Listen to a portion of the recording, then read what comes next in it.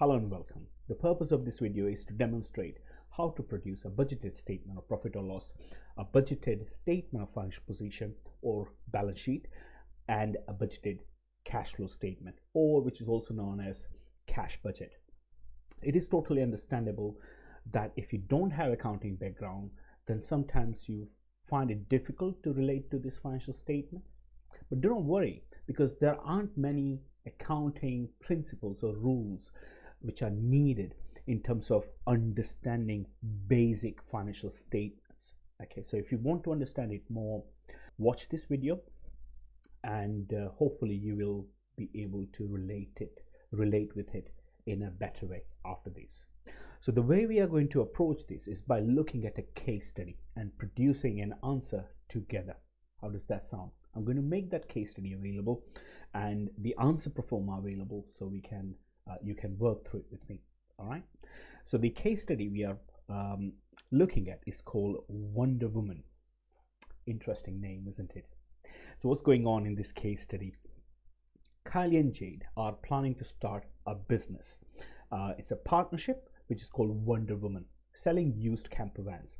They will buy the stock from a hire company, condition the mechanicals, and sell them on to young travelers who want cheap but reliable transport and accommodation. All right, so that's their plan. They want to buy second-hand vans, repair them, and sell it on to young travelers. They have agreed to buy at a fixed price of $3,000 for the higher mileage vans, and the sellers can supply as many as they are likely to need, at least in short term. So they can buy the vans for $3,000 each. They plan to start the venture in January and spend January and February preparing the first few vehicles for sale. They have then estimated as best they can the sales levels for the coming months, and they are as follows. So they are going to spend January and February fixing the vans, getting them ready to be sold from March onwards. So the projected sales are this: March 2 vans, April 3, May 4, and June and onwards 4 vans. The sales will be on cash basis, $5,000 each. Purchase of vans will also be for cash, but the parts to recondition and mechanicals bits, estimated at $400 per van, will be supplied on 1 month credit. So sale of van will be on cash, purchase of it will be on cash as well, but the parts which are required to recondition the van can be purchased on 1 month credit. They will buy necessary parts at the same time as vans. They plan to buy 3 vans in January and build up their stock so that by the end of February and each following month there will be enough vans ready for sale to satisfy the estimated demand of the following 2 months. At the end of each month, they want to have sufficient number of vans ready, okay, to meet the demands of the subsequent 2 months. In this way, they hope to have enough van on display to offer prospective customers a reasonable choice. Fair enough. Kylie and Jade have found suitable premises with small garage to work on the vehicles and forecourt area. The rent is $4,000 per year, payable annually in advance. So they are hiring premises to run the business, and the rent is $4,000. They will immediately equip the garage with tools costing $1,000, which could last about 4 years. Okay. Other costs of running the business are estimated at £400 per month, all payable in month that they are incurred. Kylie and Jade have scrapped together £20,000 as initial capital and hope that any further finance required can be provided by temporary bank overdraft facility. They will each draw £800 from the business per month in the first year, as they feel that this is the minimum amount that they can live on. What we need to do is produce a set of master budget and a cash budget for the first 6 months of the business for Wonder Woman. There should be an E there. All right. So we are planning to prepare a statement of profit or loss, statement of financial position, and a cash budget for the first 6 months. That's the plan. Right. So we will explain those statements as we go through. Okay. Now, to deal with this kind of scenario, what we'll need first of all is some type of working. All right. Not this one. So before we start producing our fantastic financial statements, what we want to find out is how many vans they are purchasing each month, how many they are selling, and therefore how many they will be left with at the end of each month. That is going to be very handy when we are preparing the statements. So I've prepared a little table over here which gives you an overview. It has a month, opening stock, purchases, sales, and closing stock. Okay, so for example, in January, opening stock will be nothing because before that the business did not exist. They will purchase 3 vans in January, as we are told. They will sell none in January because the sales start from March.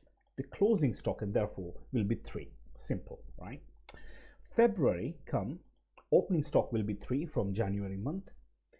Now they want to have next 2 months demand worth of stock at the end of each month. Okay, so we know that in March and April in total they will be selling 5 vans.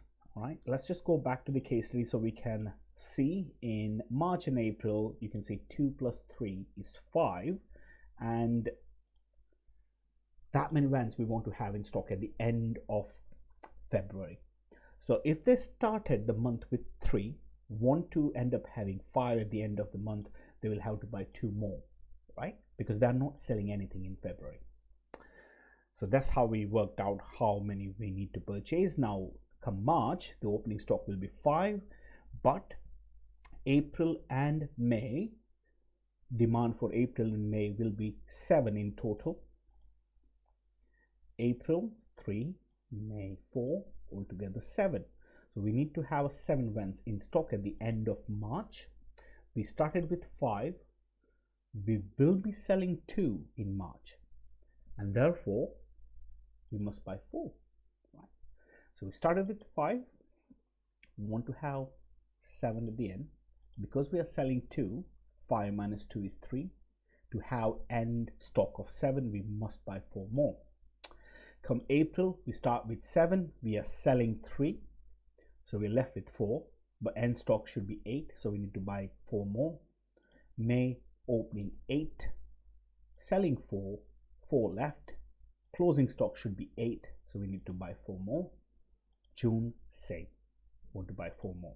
So altogether, over 6 months, we'll buy 21 vans, sell 13, and therefore closing stock will be 8 at the end of June. Understood? Now we'll apply those, we'll use those figures in preparation of financial statements. The first thing or the first statement we'll want to prepare is budgeted statement of profit or loss. What is a profit or loss statement? Profit or loss statement is like a summary of all the income and expenditure for the business. Regular income, regular expenditure. We are not talking about long-term assets. Regular income, selling and generating income, and regular expenditure like paying wages, paying electricity, paying for rent, so on and so forth, paying for purchases. Okay, so that's what the regular expenditure or revenue expenditure looks like. The financial statements are prepared on accruals basis, which means that the income or expenditure is recorded in the period to which it relates, whether or not it is the cash flow related to the transaction took place during that period. So for example, we might be selling goods on credit. Okay, so even though if we sell goods on credit, if we sold goods during a particular period for which we are preparing financial statements, even though it is on credit, we still record that as sales income. Same goes for expenditure. For example, electricity bill. Even though you are paying for the electricity bill after the year end, but because you use the electricity during that period for running the business, we'll record the expenditure in the period for which we are preparing financial statements. Accruals concept. Okay, and then the transactions will have 2 effects. Double entry we call it. So each transaction will have 2 effects. It will have an effect on the debit side and the credit side. Don't worry, I'm not going to take you in deep water with regard to double entries, but let's just understand. Double entry is where, in very simple words, you would debit anything that comes into the business and credit anything that goes out of the business. So for example, when you sell a van, cash comes in, so we debit cash, and van goes out, so we credit the van. So that's the accounting concept we'll be applying as well here. So let's get cracking. We want to record all income and all expenditure, regular income and regular expenditure. Okay, so the first thing is the main income for the business. Sales, of course. Yeah, we have sold, we know, 13 vans over 6 months period for 5,000 each. So altogether, we have generated 65,000 pounds. Correct? That's income. Now, from the main income, we first deduct the main expenditure for the business, the expenditure we have incurred to make the sale happen. For a producer, it would be the production costs. So we are ignoring here all the overheads of admin and selling and distribution and finance costs, interest, all those additional expenditure to run the business, nothing to do directly to do with the production of the item or directly related to the cost of the items that we are producing or services we are providing. Those are excluded at this point in time. So these are the main expenditure of the business for selling those goods. And here we have sold 13 vans, so we want to record 13 vans worth of expenditure. We call it cost of vans sold or cost of goods sold. So 13 vans, we know that we are buying it for 3,000 pounds, but to get them ready we are spending 400 pounds extra on that. Yeah, remember this 400 pounds for the parts, even though we are not paying immediately, we are paying in subsequent months. Those 400 pounds relate to the vans which we have sold during the period. So on accruals basis, we must take them into account while working out the cost. You might ask, why not 21 vans worth of expenditure? Why just 13? That is because we have not sold 8 vans yet. The 8 vans are still with us at the end of 6 months. We just sold 13, and those 8 vans are our asset, not expenditure. So 13 vans sold. I'm going to put it in the brackets, 13 into 3,400, and that gives us 44,200 pounds worth of expenditure. Gross profit is 20,800. You must have heard of gross profit before, but in very simple words, gross profit is the profit that the business generated before charging all the additional overheads, as we talked about, the electricity, admin, etc. So that's the profit before charging all those overheads. Now we deal with those overheads, we deduct those expenditure, and that's how we find the final profit. So for example, we have rent for the business. So we have paid 4,000 pounds in advance at the very start. We are preparing the financial statements for the first 6 months. So only 6 months worth of rent is relevant. The rest of the 6 months worth of rent relates to the future following 6 months. So it doesn't relate to this period, and therefore we are going to ignore that on accruals basis. Yeah. So that is 2,000 pounds. Then we have something called depreciation. The tools that the business purchased, the asset that the business purchased, that asset, the cost of the asset, we record it. We will record that as an asset, but we won't show it as an expenditure for the business straight away in the financial statements. All right. What we'll do instead is that we take that 1,000 pounds and we spread the cost over 4-year period. That is the life of those tools. After 4 years, they'll be useless. So we spread the 1,000 pounds over 4-year period, and that's called depreciation. Systematically spreading the cost of the asset, fixed asset, over the life of the asset. So charging a bit every year. In this case, every year we'll charge 250 to our profit or loss. Remember, because we want to deduct all the expenditure from the income so we can get some realistic viewpoint, and that includes the depreciation or the use of the equipment and the assets for the business. So it's not a year worth of depreciation. Again, remember, we are just preparing 6 months worth of statement of profit loss, and therefore we just want to record 6 months worth of depreciation. So 1000 in or divide by 4 gives you 250. Half of that for 6 months is 125. And then we also have some other costs, admin, sundry expenses, etc. £400 each month. So that's 2,400 for 6 months in total. So a profit, overall budgeted net profit, is 16,275. Yeah, because it's a partnership, this is a net profit. The individual partners will be paying income tax on that profit. It's not a company, and therefore we don't pay corporation tax on it. Okay, so that was statement of profit or loss. Not too hard, is it? The second thing we want to look at is cash budget. We want to see how much cash comes in, how much cash goes out. All right, we won't prepare it on accruals basis, we'll prepare it on cash basis. So we record the transaction or the cash flow as and when it takes place. Quite opposite of our statement of profit or loss. It was on accruals basis. So even though cash flow didn't take place, if the transaction relates to the current accounting period, we record it. Otherwise, we ignore.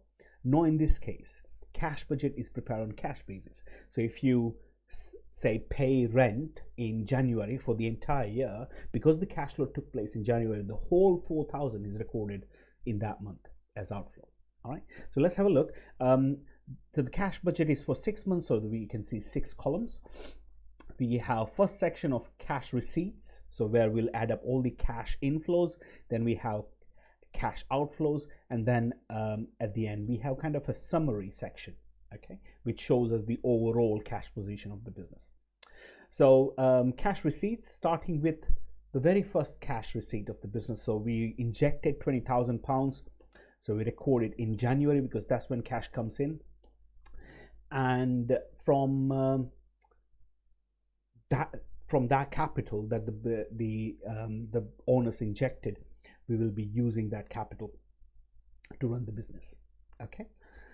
The second type of cash receipt is this cash received from sales. We are selling the vans for cash, and we know the figures, how many we are selling, starting in March, 2, then 3, then 4, then 4. Okay. So looking for March, here is March. So that is 2 into 5,000, yeah, 5,000 each, then 3 into 5,000, then 4 into 5,000, and then 4 into 5,000. Okay, oops, that's needs how an equal to sign, so 20,000, and gives you total here. The last row shows the total, and then from here we deduct the cash payments, and the cash payments. So the first of all, the vans that we purchase every month, in January we are purchasing 3, then 2. If not sure, we can look at this table. That's why this table is quite useful. So January 3, February 2, then 4, 4, 4, 4, 4. £3,000 each.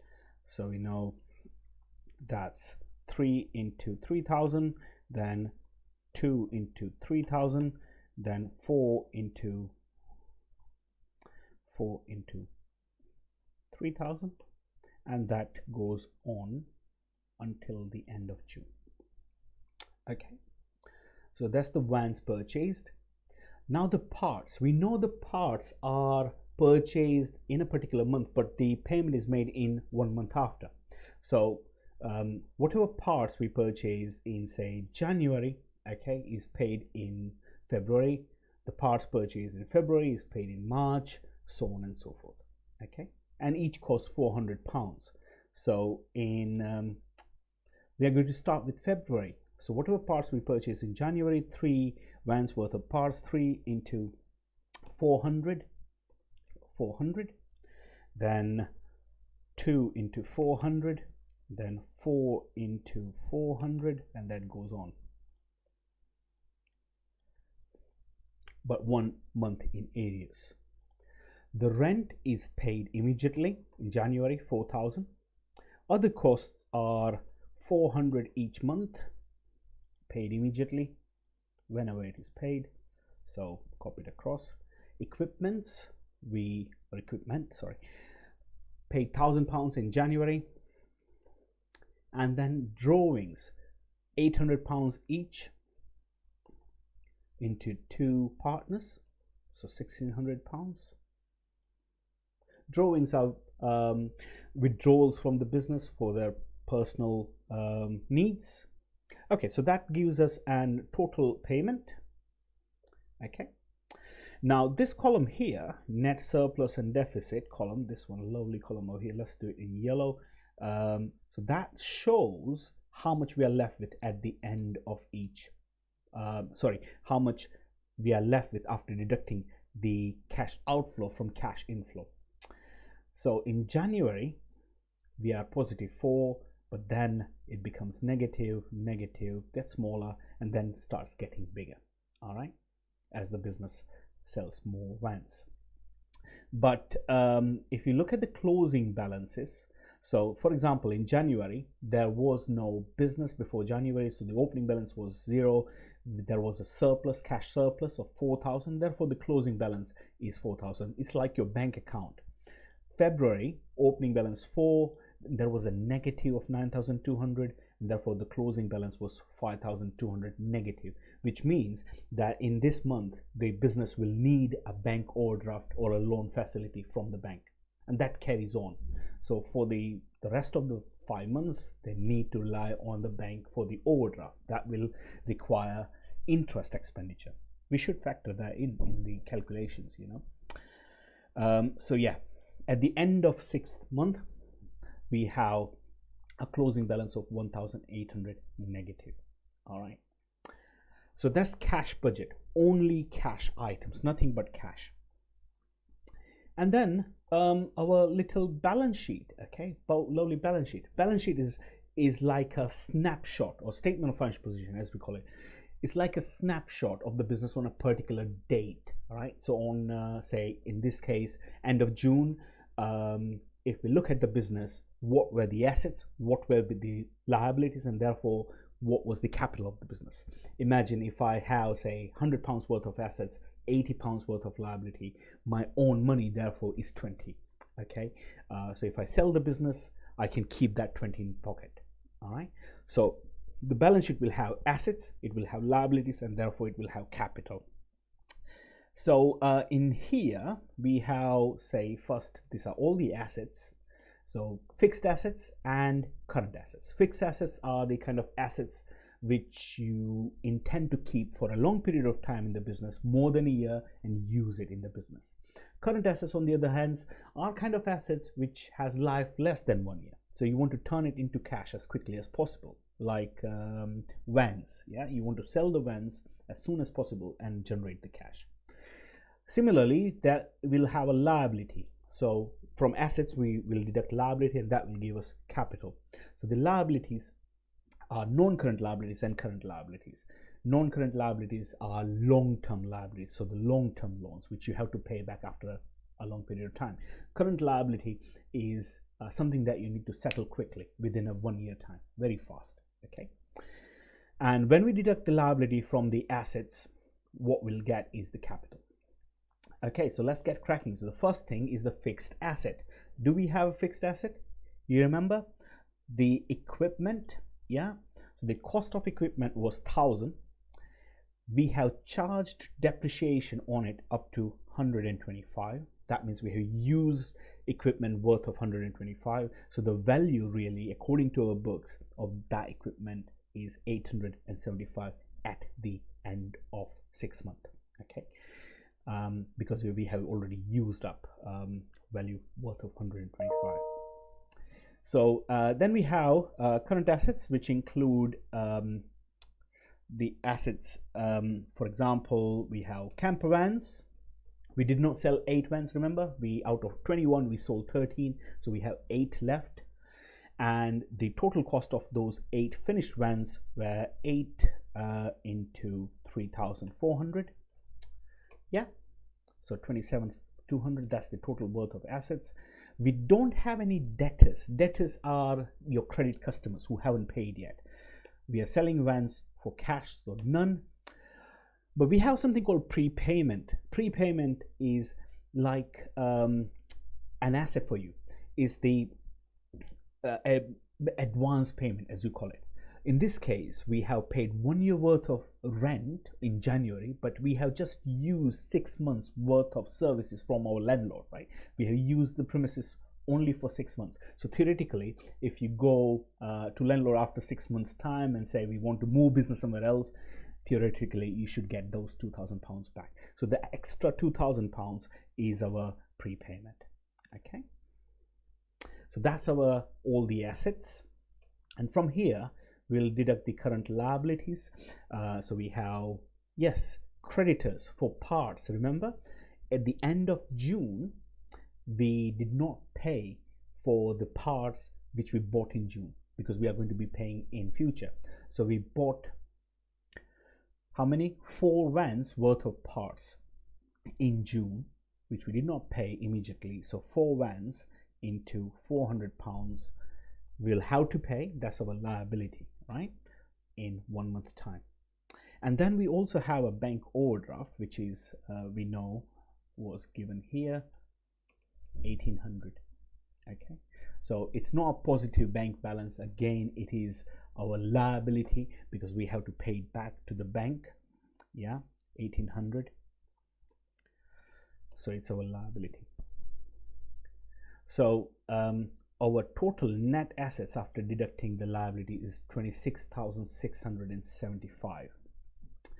Now that's our capital. If we want to sell the business and go on a holiday after that, we can, that's much how we can keep. So that should be equal to our capital. So let's reconcile it. So this other part, the other side of the balance sheet, the capital invested, we remember we invested £20,000. Yeah, the two partners invested £20,000. The profit that the business made was 16,275. This is the profit that goes into the pot of the business's own capital. So 16,275. Okay, 16,275. Yeah, that one, we added that, and from here anything that we have withdrawn is deducted. So we have deducted for 6 months we have borrowed 800 each, so 1600 in total. So take away that 9,600, and therefore the total capital is 26,675. Can you see that? That's equal to that. That's our balance sheet. That shows the snapshot of the business. Assets minus liabilities equal to equity. Good. So that's how we prepare the budgeted balance sheet, statement of profit or loss, and cash budget. Okay. Just kind of to summarize, statement of profit or loss. Statement of profit or loss shows the kind of summary of income and expenditure for the business. The cash flow statement shows all the cash outgoing and all the cash incoming, and therefore how much we are left with net. And at the end, the balance sheet shows what is the position of the business. And that's why it's called statement of financial position on a particular date. Assets minus liability equal to capital. Hope you enjoyed it. Try this case study one more time. I'm sure you'll enjoy it. Thank you.